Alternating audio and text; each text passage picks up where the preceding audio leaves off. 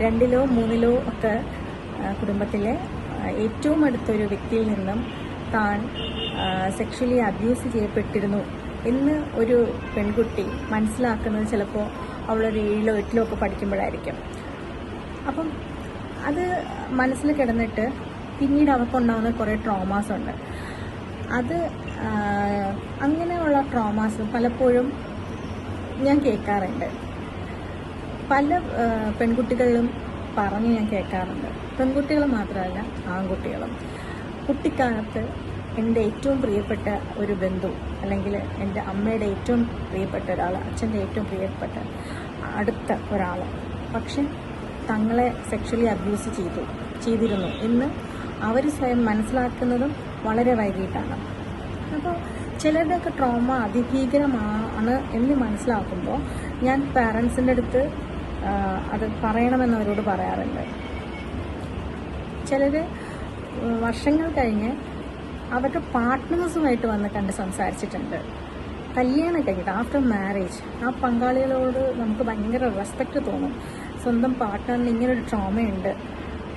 അത് ഒരു പക്ഷേ അമ്മയുടെ സഹോദരനാകാം, അല്ലെങ്കിൽ അച്ഛൻ്റെ പെങ്ങളുടെ ഹസ്ബൻഡാവാം. ഇത് ഒരു പാർട്ട്ണറിനോട് തുറന്ന് പറയാൻ പറ്റുക, അത് മനസ്സിലാക്കുക എന്ന് പറയുന്നത് വലിയൊരു കാര്യമാണ്. കാരണം അതിനെ എടുത്ത് വെച്ചിട്ട് ഫ്യൂച്ചറിൽ അല്ലെങ്കിൽ വഴക്കിടുമ്പോഴോ നിന്നെ മറ്റവൻ യൂസ് ചെയ്തതല്ലേടി എന്ന് പറയാത്തൊരു പാർട്ട്ണറെ കിട്ടുകയെന്ന് വെച്ചാൽ വലിയ കാര്യമാണ്. അത്രയും തിരിച്ചറിവുള്ളൊരു പാർട്ട്ണർ. അങ്ങനെയുള്ള പാർട്ട്നേഴ്സുമായിട്ട് എന്നെ കാണാൻ വന്നിട്ടുള്ള ചില കേസുകളുണ്ട്. അപ്പോഴൊക്കെ ഞാൻ പറയും, ഇനിയെങ്കിലും ആ മുഖം മൂടി പുറത്ത് വരട്ടെ. നിങ്ങൾ പറയൂ, നമുക്ക് നമ്മുടെ സമാധാനം തന്നെയാണ് വലുത്. നിങ്ങളുടെ പാരൻസ് എങ്ങനെ റിയാക്ട് ചെയ്യുന്നത് നമുക്ക് നോക്കാം.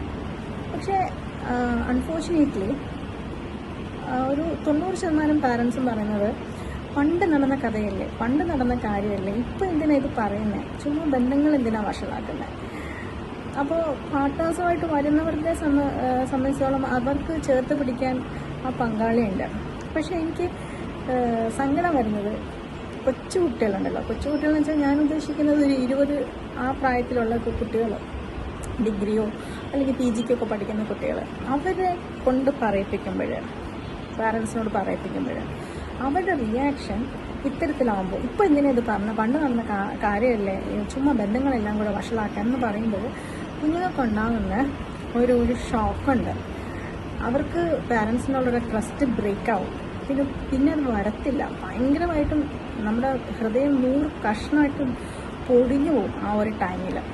അപ്പോൾ പുറത്തുള്ള ആളുകളെ എല്ലാവരെയും പേടിയാണ്, സ്ട്രേഞ്ചേഴ്സിനെയൊക്കെ പേടിയാണ്. നമ്മുടെ കുഞ്ഞുങ്ങളെ അവരെ നോക്കരുത്.